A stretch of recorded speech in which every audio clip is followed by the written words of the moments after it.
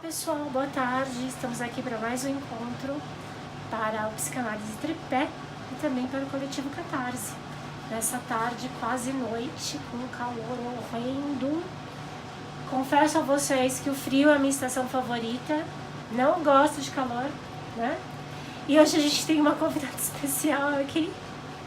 Vocês já estão vendo, né? Meu bebê de 10 anos. Que entende mais de psicanálise do que qualquer pessoa no mundo, de tanto que ela escuta. Né, Mel? Faz oi. Não, ela não faz. Ela é extremamente mal-humorada, tá?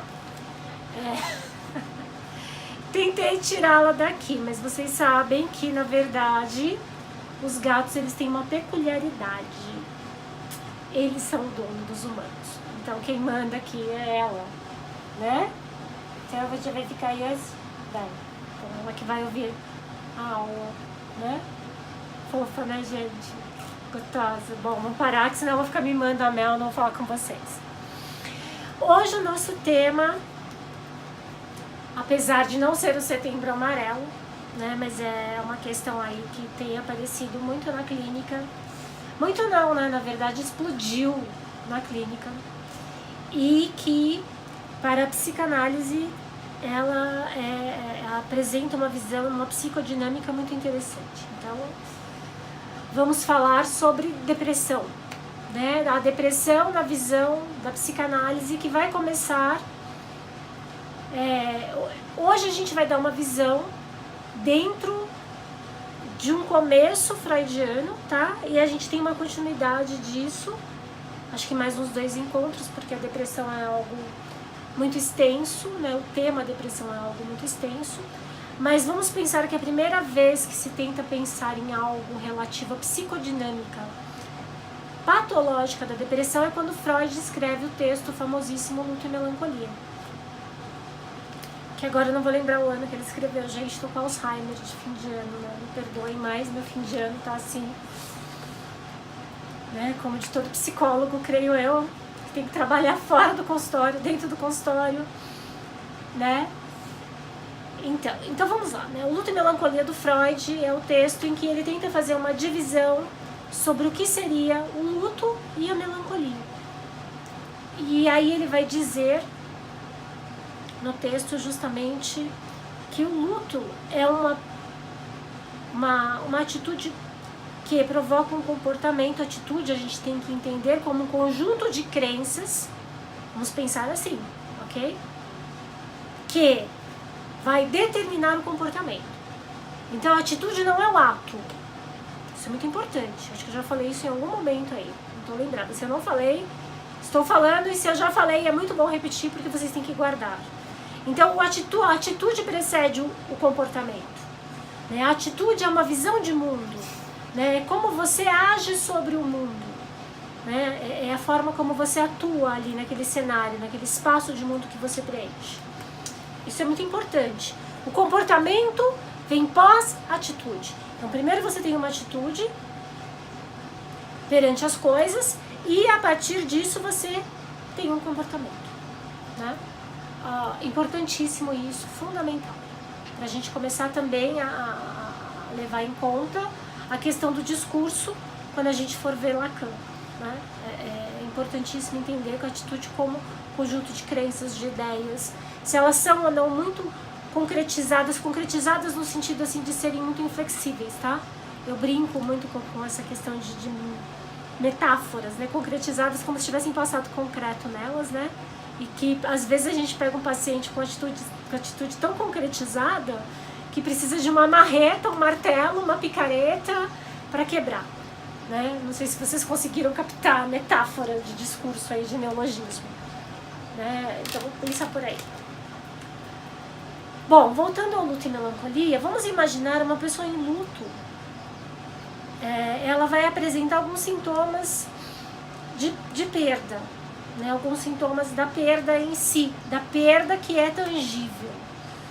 Então, eu perdi meu emprego, ainda bem. Porque pra mim realmente seria um luto muito grande. Perdi um relacionamento, perdi um ente muito querido, né? Aí vem a questão do luto. E como esse indivíduo, a partir da sua subjetivação de ser no mundo, ou da sua personalidade, né? Ou de como ele se expressa no mundo, se é de uma forma mais neurótica, mais psicótica. Ele vai ter uma atitude, portanto um comportamento. Então vamos pensar, o luto em geral, ele dura 3 anos, um luto considerado normal, quando a gente perde algo extremamente importante e simbólico na nossa cadeia de significados. Quando esse luto ele tem uma reação que não é exatamente aquela que é esperada de 3 anos e que envolve características específicas, a gente vai falar disso diretamente quando a gente for falar do texto em si. Hoje ainda não, a gente vai falar no nosso próximo encontro do texto Luto e Melancolia, né, dele diretamente, vou mostrar para vocês o texto, inclusive.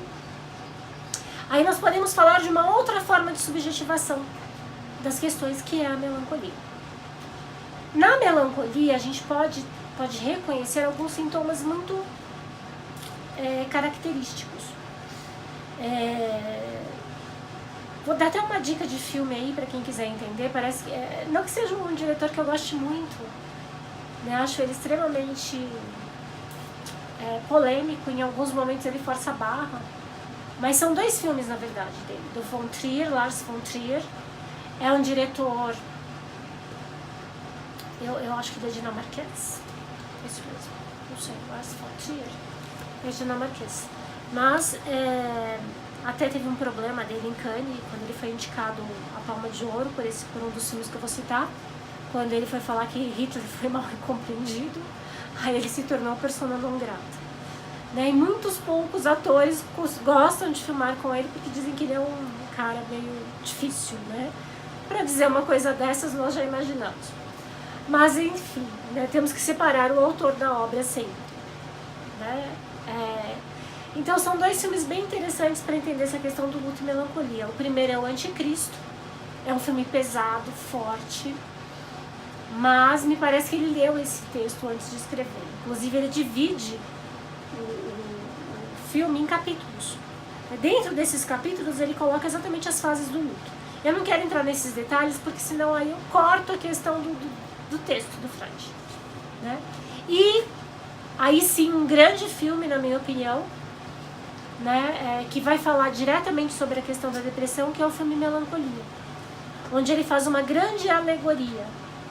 Né, e eu amo alegorias, né, começar pela questão do Kafka, que escreve alegorias fantásticas, né, principalmente no livro Processo, que é o meu livro favorito dele, mas também que fala de personagens muito depressivos, de personagens que carregam culpas muito grandes, né, e que vão em busca da solução dessa culpa e, no entanto, no fim acabam cedendo a culpa e, por fim, deserdam, né, de si mesmos, como os depressivos. Né? Eu sempre falo que os depressivos se deserdam. Né? Então eu já dei dois modelos interessantes aí para serem seguidos para estudos extra leituras obrigatórias, Freud, Lacan, Winnicott e por aí vai, né?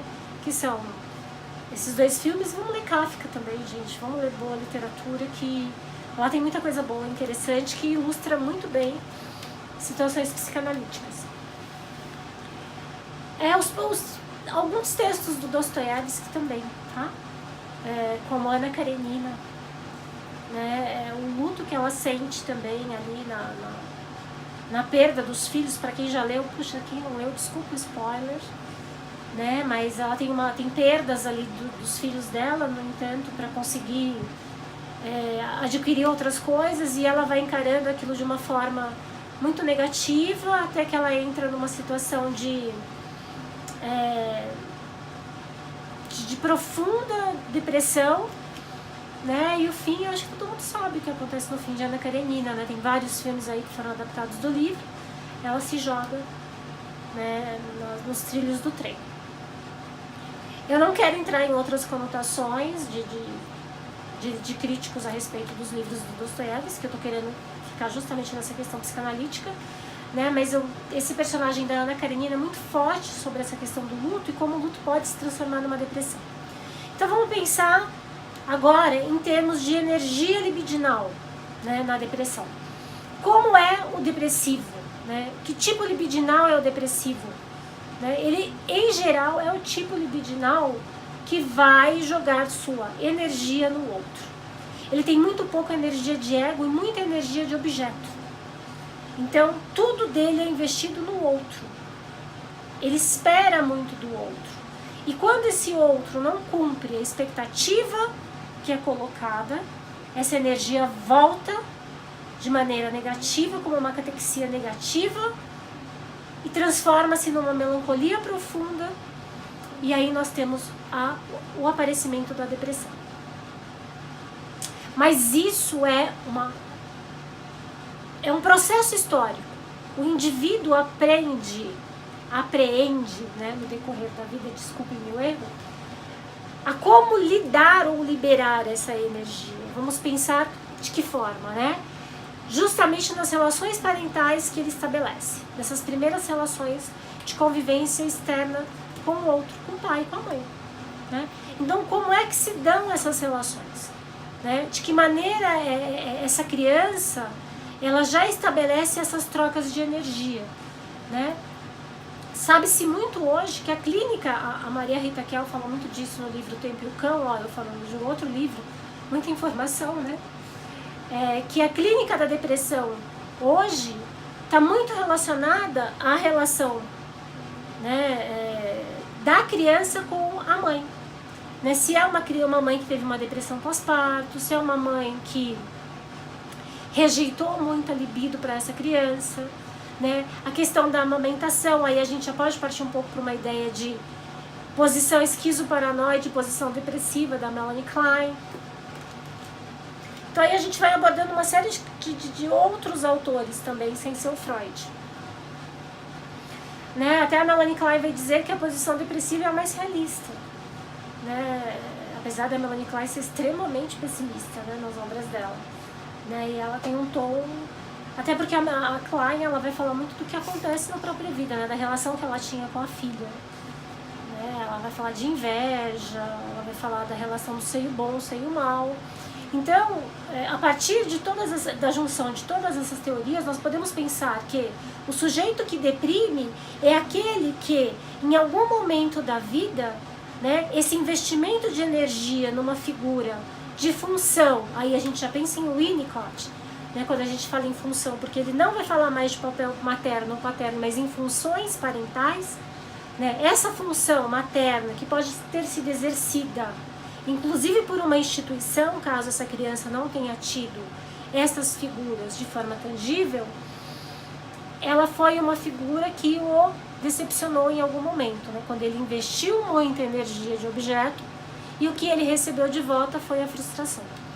Né? E isso ele leva para todo mundo. Ele leva sempre muita expectativa, ele leva sempre até uma certa inocência, né? E aí quando ele vê aquilo frustrado, ele não sabe lidar com a frustração.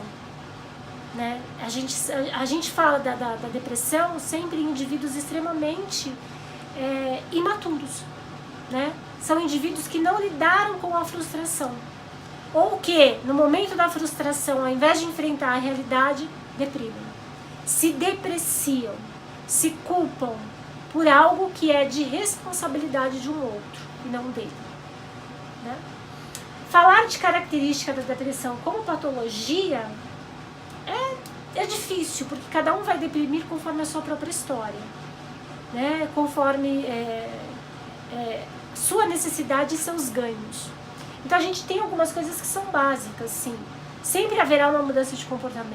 Então a gente vai ver sempre um indivíduo que vai deixar de querer sentir prazer nas coisas que faz, ou até ele pode se tornar extremamente irrequieto, ou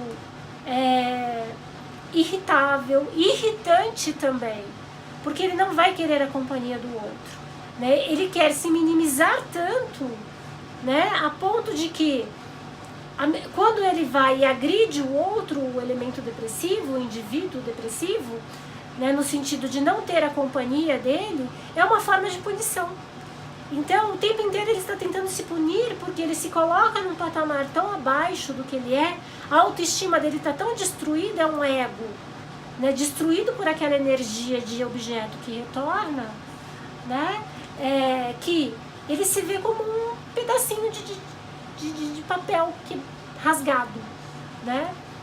E a questão é que quando a gente tem um caso de depressão profunda, né, quando o indivíduo entra na melancolia, que a gente chama de depressão maior, né, esse indivíduo não tem forças, né, ele chega àquela falta de afeto, né, a hipotimia, né, ou seja, não vamos confundir depressão com tristeza, né, quem chora não está deprimido, ele ainda tem afeto, né.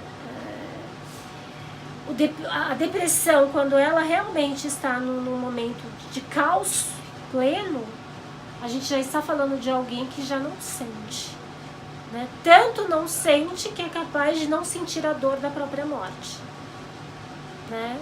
Aí a gente já tem as ideações suicidas. Ele acha, inclusive, que a morte pode ser um grande alívio para o nada. A gente entra numa questão de niilismo, né? De nada. Eu não sou nada, ninguém é nada, o mundo é nada, então vamos nos transformar em nada. Então a morte para ele não tem significado, ele perde a cadeia de significados, né? Como se ele arrancasse de si o verbo, ele perde o verbo, ele perde a linguagem, ele perde a capacidade de significação, tanto que ele se torna mais quieto. Em alguns casos, né, são pessoas que descuidam da própria higiene, descuidam das relações, não conseguem trabalhar. Isso é um fato. Hoje a depressão, não sei se já é, mas pelo menos se não é a segunda principal doença que impede a pessoa de comparecer às suas atividades normais de trabalho. E além disso tudo, né, a depressão ela pode trazer com ela outras comorbidades, como a afasia, compulsões por remédio, porque em geral o que acontece? Uma pessoa com depressão, ao invés dela procurar um diagnóstico diferente, no Brasil é assim, tá? Isso não acontece fora. O que deveria ser o caminho correto? Vamos começar primeiro falando isso, né? Procurar um psicólogo que é a pessoa adequada para fazer ali, né, ou psicanalista, não sei, para fazer o diagnóstico diferencial, entender em que nível está essa depressão, qual é o âmbito dela, o histórico dela, o processo depressivo dela, e depois passá-la para que haja ou não a intervenção medicamentosa, né? Porque hoje a gente não sabe exatamente como é que se dá essa ligação entre o emocional e o somático na depressão. Se o emocional diminui a produção de neurotransmissores ou se é o inverso. Claro que para nós, dentro da psicanálise, que levamos em consideração sempre a linguagem simbólica, a crença é que o emocional diminui o número de neurotransmissores. Hoje nós sabemos que uma pessoa que já tem lá conflitos, né, desacordos, e que já tem um histórico que pode dar um gatilho para depressão, né, quando ela tem um enfrentamento que a coloque cara a cara com aquele traço minêmico, provavelmente o que vai acontecer, ela vai entrar numa condição depressiva e essa condição em si vai diminuir os neurotransmissores. Neurotransmissores, o que são? Né? São substâncias que circulam nas fendas neurais e que carregam a energia entre os neurônios, né? Eles caminham na parte aqui da coluna cervical para o cérebro, e eles são responsáveis pelos sentimentos de energia. O principal deles é a serotonina, mas não só, né? Nós temos outros, nós temos a neuroadrenalina, a endorfina, enfim, né? É muito legal pra gente também que trabalha nessa área ter conhecimento da medicação do paciente, né? Porque alguns antidepressivos, por exemplo, eles podem inclusive aumentar a ideação de pensamento suicida.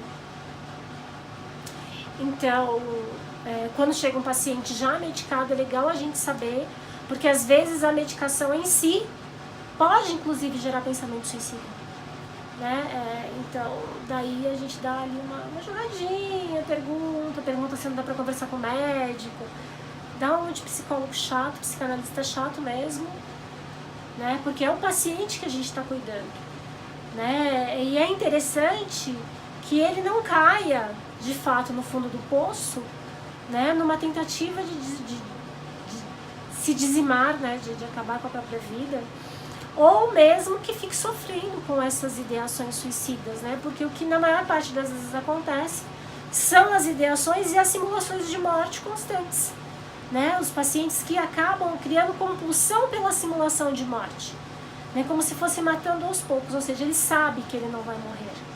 No entanto, ele vai, toma uma dose de remédio, vai para o hospital, volta, depois vai lá.